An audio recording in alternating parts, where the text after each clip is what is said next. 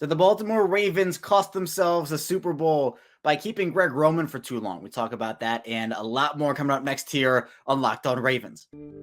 You are Locked On Ravens, your daily Baltimore Ravens podcast, part of the Locked On Podcast Network, your team every day.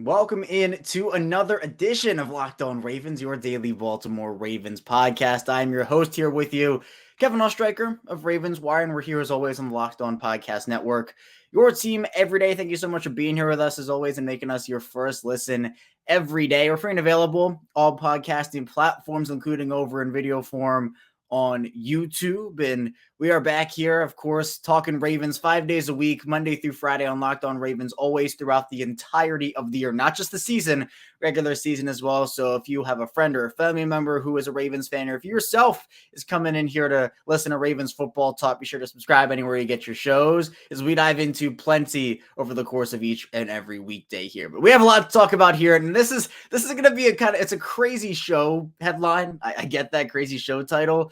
But we're going to be taking a little bit of a look back in the past. And I know, look, everybody wants to look ahead to what this Ravens team is in 2023. It's unusual I do this type of thing, but I came to my mind this idea last night as I was actually recording yesterday's show.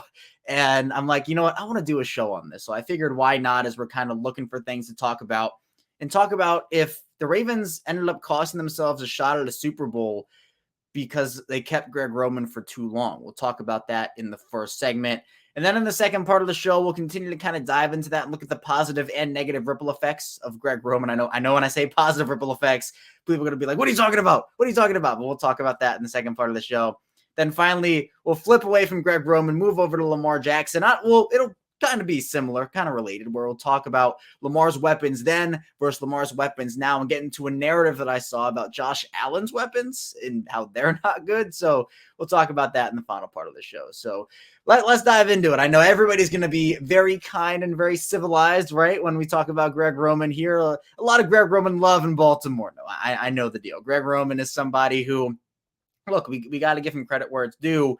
That 2019 offense was historic on so many different levels. Lamar Jackson, Greg Roman, that entire team, the regular season team, we're not going to talk about the playoffs, but the regular season team was historic. The problem is that the Ravens, I think, hindered themselves, and Greg Roman, I think, hindered the offense by just not growing enough. The Ravens offense did not grow enough under Greg Roman, which is why I'm so excited for Todd Monken, and I know a lot of people are as well, to see what he can do with this offense, to see how he can help Lamar Jackson grow, help the running backs grow, the receivers, et cetera, just the entire playbook opening up in general. With Greg Roman, look, myself included, there were a lot of people who said the Ravens should not have kept him after the 2021 season. There were some even saying after 2020. I was willing to give him one more year after 2020, but after 2021, there were a lot of people that said, look, it just can't go on. And my argument for, what my opinion was at the time was you aren't seeing enough year-to-year growth. And the one thing I said that year, it was for both coordinators. I said you should either keep both or get rid of both because of the injuries. If you keep both, it's because you want to see what they can do with a fully healthy squad. Hopefully, if you lose both or you get rid of both, it's because you just want a fresh start. Well, the Ravens end up getting rid of Don Martindale, but keeping Greg Roman. And look, Mike McDonald was a great hire. I think they needed that change, and the defense just needed a new identity. The problem is the offense also needed a new identity, but the Ravens decided to revamp their defense and also keep their offense. And look, I know it's hard to go out there in an offseason and revamp pretty much your entire team. A new defense, a new offense, and figuring things out like that. But if change needs to happen, change needs to happen. And over the course of you can go back as far as you want to. The Ravens like their guys. They're a very loyal organization. It's one of the things that makes them, in my opinion, one of the best organizations in the league. Loyalty is very hard to come by.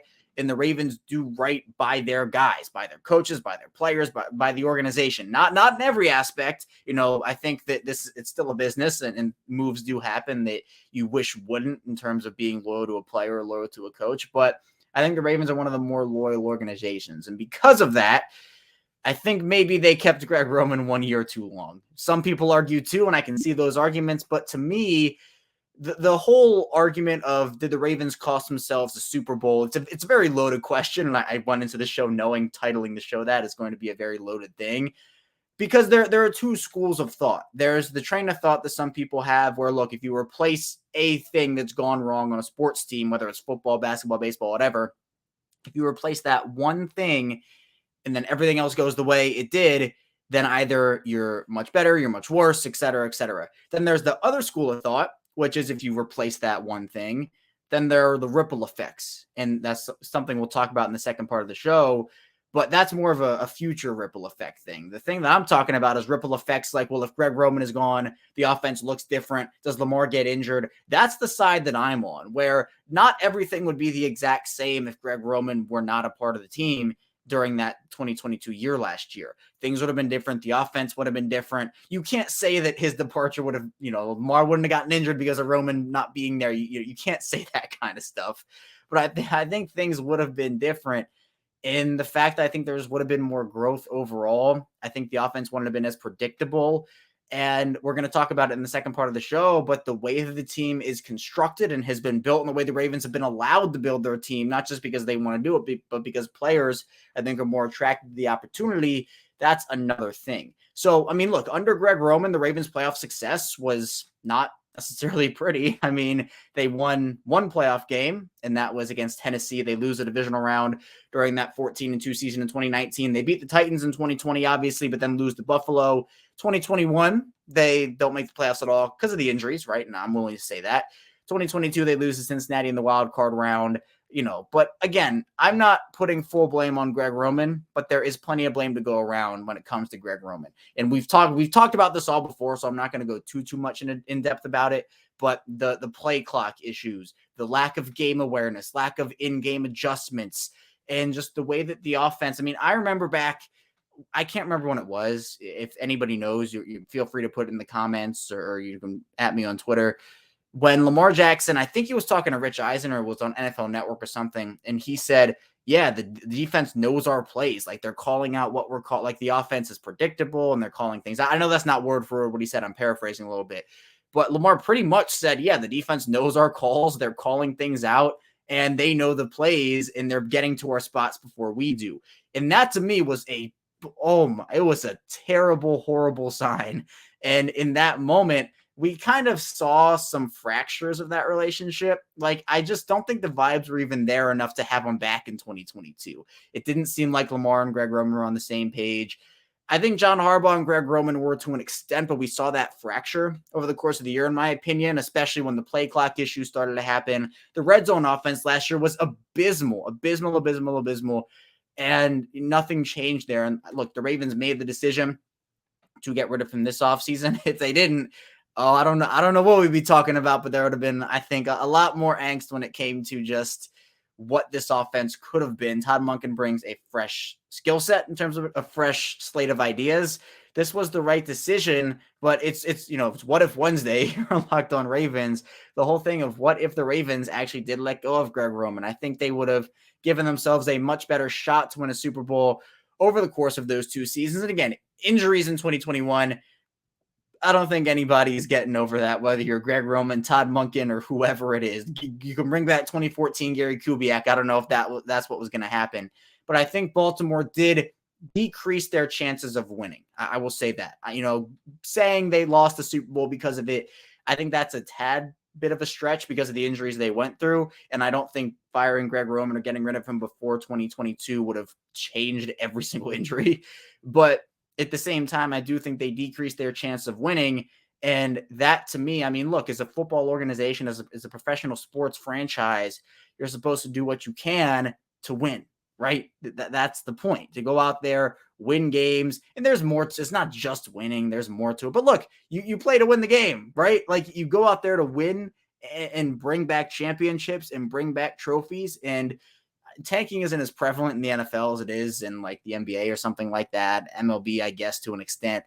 But, that it's rare that you see a team go out there and just purely tank. You're winning games. You're trying to win games. And Greg Roman, I do not think they gave the Ravens the best shot to win over the course of, 2020. You could give him a pass, right? You could say it was his first year coming off of the MVP season from Lamar, coming off that historic year. Fine, they'll give him another shot. That's what my thing was. But after 2021, I just thought it was best for them to move on, either keep both guys or lose both guys. They lost one, and they should have lost both. So did the Ravens lose the Super Bowl by keeping Greg Roman? Again, I'd call that a bit of a stretch, but I will say they decreased their chances of winning by a decent amount. And that, to me, it's, can't happen. Can't happen. So coming up in the second part of the show, we'll talk about the ripple effects of Greg Roman, both positive and negatives, as we look forward to 2023 and beyond. So be sure to stay tuned. A lot to talk about on Locked On Ravens. But first, this episode is brought to you by FanDuel Sportsbook. And take your first swing at betting MLB on FanDuel and get 10 times your first bet amount in bonus bets up to $200. That's right. Just bet $20 and you'll land $200 in bonus bets, win or lose. That's $200 you can spend betting everything from the money line to the over-unders, who you think is going to be the first home run hitter, and all that on an app that's safe, secure, and super easy to use. Plus, when you win, you can get paid instantly. There's no better place to bet on all the MLB action than FanDuel, America's #1 sportsbook. So sign up today and visit FanDuel.com/lockedon to get up to $200 in bonus bets. That's FanDuel.com/lockedon. FanDuel, official partner of Major League Baseball. We're back here, second segment of Locked On Ravens. Kevin Oestreicher still here with you as we continue talking about Greg Roman. And I know, look, it's looking back at the past, something that I personally, I rarely do. I do it sometimes when we talk about season reviews and stuff, but this late in the offseason is kind of rare for me to do. But it was just too intriguing of a topic, and I want to continue on it and talking about the ripple effects of Greg Roman. Now, Greg Roman himself is in the past for the Ravens, but the ripple effects of him, I think, have impacted things both in the past and what's coming up here in the future and what's already happened so far this offseason. So with Greg Roman in particular, one of the most interesting things to me that I think about when it came to roster construction around Greg Roman and his offense and his philosophies and whatnot was the fact that didn't really feel like receivers wanted to come to Baltimore. And I do not think that was a Lamar Jackson issue. In fact, receivers have said, they want to play with Lamar. They love Lamar. It was the system. And that was pretty apparent. Orlando Brown Jr., former Raven, he talked on ESPN a little bit about what to expect from the Ravens this year in 2023.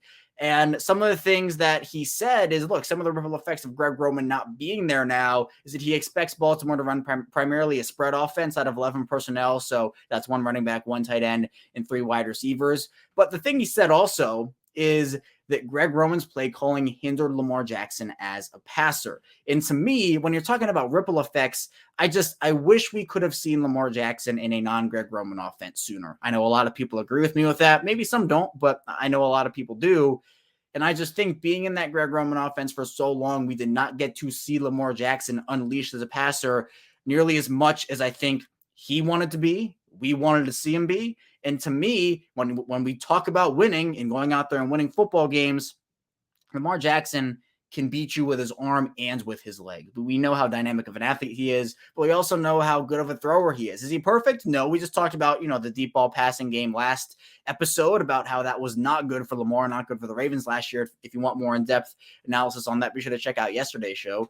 But again, you want to be able to give Lamar the confidence. And I just don't think Lamar had confidence over the last couple of years in Greg Roman's offense. Not in himself. I don't think it had anything to do with himself and not believing in what he can do and his ability. But I don't think he felt like he had the confidence to be himself in Greg Roman's offense. Because again, what I believe, and this is something I've said ever since Lamar has said and Todd Monken has said and John Harbaugh has said, the keys are in Lamar Jackson's hands. Lamar has the keys of the offense.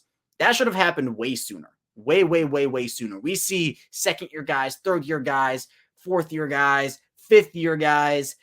Everybody, it seems like, or at least most quarterbacks in the NFL, have some sort of freedom.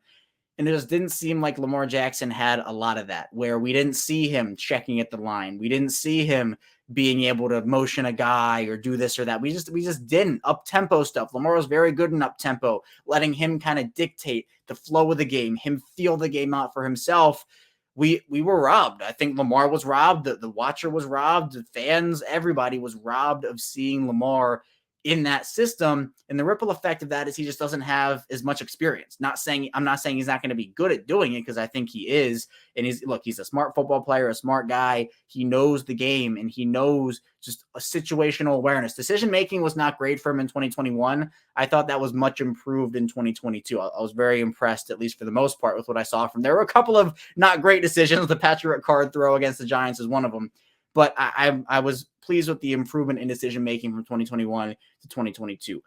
Now, the thing with Greg Roman and kind of what he had Lamar doing, and look, I talked about, he couldn't go up to the line. Yeah, because the Ravens got to the line with 3 seconds left every single play, and Lamar had to snap the ball, and there'd either be a delay game or a timeout. So he didn't have time to feel out the defense and figure out, is there a blitzer coming off the edge? What's the defensive personnel grouping? Are they heavy in? Are they putting guys deep? Are there deep safeties? He didn't have the ability to do that, because every single time they got to the line, it felt like it, at least, it was 3, 2, 1, and then he had to snap the ball. There was a penalty or a timeout. So that, to me, is a ripple effect of negative. But I think positive here, a ripple effect of Roman, is that it gives the Ravens an opportunity to kind of reinvent their offense and figure out what they want to do with it. And part of that, and this is the most intriguing thing about it, it was kind of the point I made at the very beginning of the segment, is the way the roster is constructed now versus how it was under Greg Roman. And the fact that receivers, again, didn't really want to come to Baltimore, really felt like that was a Greg Roman thing. In fact, it really, really did. But now you have Odell signing with the Ravens. And look, money talks. I did not expect Odell to get the deal he got, but he's now in Baltimore. They draft Zay Flowers. They still have Rashad Bateman and Devin Duvernay. And also they bring in Nelson Aguilar too. The way the room is constructed wide receiver-wise, the way that they still have Mark Andrews, to me, I think this is just going to be a much more free-flowing offense. But it's just, I wish we had seen it sooner. That, to me, is the biggest ripple effect here, where we didn't see it last year. We didn't see it 2 years ago, depending on when certain people wanted Greg Roman fired or not. But at the same time, now I think the ripple effect of Roman being fired is that now the Ravens have more opportunities within their offense to figure out the personnel groupings that work for them and that work for Lamar. I think Lamar's going to be able to have confidence in himself now moving forward. Again, not that he didn't in his ability, but have confidence in himself within the offense of Greg Roman, with the weapons around him, with the offensive line, and of course with now not only a head coach that backs him. We know that Lamar's John Harbaugh's guy. We know John Harbaugh loves Lamar, but in an offensive coordinator that believes in Lamar and chose this position and is really, he left a great opportunity at Georgia, right? He's somebody who won back-to-back national championships, and just, he was somebody that was in a great position. He didn't have to leave Georgia, but he wanted the challenge coming over the NFL and the ability to work with a quarterback like Lamar Jackson. So I'm really excited to see the partnership between Lamar Jackson and Todd Monken. Greg Roman, again, you can't fault him for what he did in 2019. That offense was historic, even if you want to give him the benefit of the doubt in 2020. Some people don't, but if you want to give him the benefit of the doubt in 2020 because it was his first year outside of that season, then so be it. But, feels like there will be ripple effects from the Roman decision to keep him on board for probably longer than they should have for a couple years here. And we'll see how it ends up playing out for him. But coming up in the final part of the show, we'll talk about Lamar's weapons now and compared to how they were over the past couple of seasons. So be sure to stay tuned. Plenty to talk about on Locked On Ravens coming up. We're back here rounding out Locked On Ravens. Kevin Ostreicher still talking with you. Didn't go anywhere here, and hopefully you haven't gone anywhere as well. Thank you so much to everybody for your support here on the show here. Be sure, again, to subscribe, both audio form and video form. It is free if you're an everydayer and you listen every single day here. Thank you so much for tuning in. If this is your first time in, welcome in to Locked On Ravens. I'm happy you're here. And if you're somewhere in the middle, thank you as well for tuning in and showing your support here. I really appreciate that. But speaking of support, Lamar has a lot more of it this year when it comes to weapons. And I kind of listed off the guys that the Ravens have wide receiver-wise. I'll do it again. Odell Beckham, Rashad Bateman, Zay Flowers, Devin Duvernay, Nelson Aguilar. The 6th wide receiver spot kind of up for grabs. But what a change from what we saw from them at that position over the course of Lamar's entire career up to this point. His rookie season, working with guys like Michael Crabtree and John Brown and Willie Snead and those types of guys. 2019 comes around, and that was Lamar's rookie year. That was Joe Flacco's offense until it wasn't, and Lamar came in and was unbelievable during his rookie season. But 2019 is when, they started drafting and building around Lamar. They bring in Marquise Brown. They draft Miles Boykin as well. Willie Snead stays. And to me, that was a team like Marquise Brown was a good NFL receiver. He just didn't work out in Baltimore. Again, more of a system. I think that, talk about ripple effects. I think that if the Ravens get rid of Greg Roman last season, like after last season, Hollywood Brown still a member of the Ravens. Who knows if they would have wanted to pay him what he wanted? That's another conversation for a different day. But that's my prediction. I don't think the Ravens wanted to trade him. I don't think Marquise Brown necessarily wanted to leave Lamar. But I mean, at the end of the day, he said it, didn't love the system, didn't love his fit in the system and whatnot. But regardless of that, Marquise Brown, Miles Boykin, Willie Snead, those types of guys. The receiver room, though, was not what you would want around your second-year guy for the most part, right? But, it worked out for him. I mean, the fact that the Ravens got that much production out of that receiver room there was incredible. Lamar was incredible. Obviously, Mark Andrews took the league by storm as well. Mark Ingram caught 5 touchdowns. It was a very collective effort across the board. 2020, Marquise Brown is still there. Miles Boykin is still there. Willie Snead as well. You bring in Seth Roberts, and you draft Devin Duvernay, you draft James Prochet. So a room of Marquise Brown, Miles Boykin, Willie Snead, Devin Duvernay, James Prochet. This is a third-year player now, and we're starting to see, DeAndre Hopkins going to Kyler Murray, Stephon Diggs going to Josh Allen. A.J. Brown hadn't happened yet, but, it's that trend of teams going out there and getting their star quarterback, star receivers, and the Ravens just weren't doing it. 2021, Marquise Brown still with the Ravens at this point. Seth Roberts gone. You bring in Sammy Watkins to be the guy, which worked out until it didn't with Sammy Watkins. It just, Sammy Watkins had a very strong start, but it's that same thing of recycling the whole veteran receiver thing. I mean, 2020, they brought in Des Bryant midseason. Like it's recycling the veterans that don't do a ton for you at that point in their careers. They've hit on those guys. They've hit on veterans like Derek Mason and Anquan Boldin and Steve Smith. The thing is, those guys are so unbelievably rare that you're thinking, I don't know what's going on here, and if this really should be the guy we bring in. And we were still seeing quarterbacks get star receivers. The Ravens were not doing it, though. 2022, the Ravens decided to say, you know what? We're just going full young guys. Marquise Brown is gone. Rashad Bateman, Devin Duvernay, James Prochet, Tylan Wallace, all those guys, right? Not to mention, obviously, 2021, they drafted Rashad Bateman. Don't want to let that get lost. 2022, they decided to just go completely full young youth movement there, and it backfired. It did. Now 2023, the guys I listed, Odell comes in as the star veteran that we've been asking for so long. Is it DeAndre Hopkins? Is it A.J. Brown? Is it Deebo Samuel, DK Metcalf, any of those guys? No, it's not. There are a lot of questions about Odell and his health, but it is such a step forward from what we had seen from the Ravens. And the other fact that they gave Odell void years is also something that I did not expect. It's something the Ravens have never done. And now they're using these void years everywhere. Rock Ya-Sin got some, and obviously Odell got some.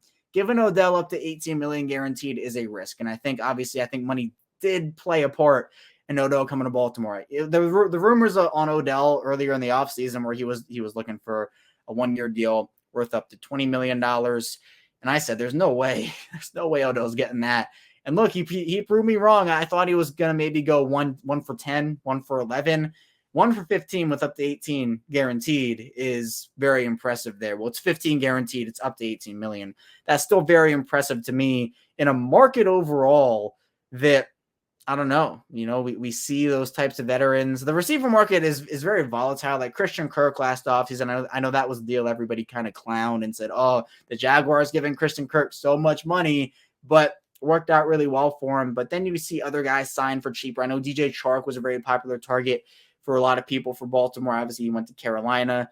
Adam Thielen also went to Carolina, some of those other guys too. But then you look at contracts like Corey Davis in New York, and I was a big Corey Davis. I will admit it. I was wrong.